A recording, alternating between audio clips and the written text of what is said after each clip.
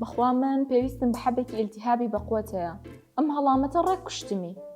خاتم وەڕۆ ئەزانی ئەتوانم بڵێم ئەمە باوترین هەڵەی پزیشکی لە ناو خەڵکا و زۆربەی خەڵکیش ئەیکا.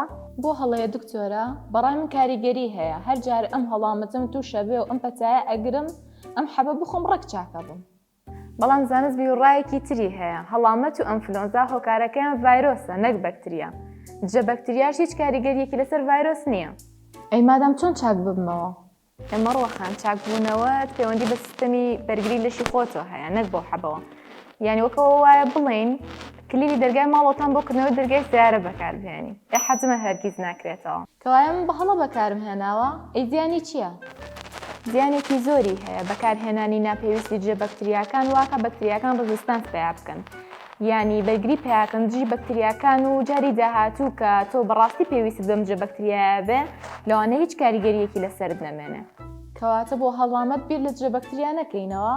بەڵێ بەڵکو و فشوو بدەین و شلەمەنی زۆر بخۆینەوە و بهێڵین جەستەمان خۆی شەڕەکە بکات.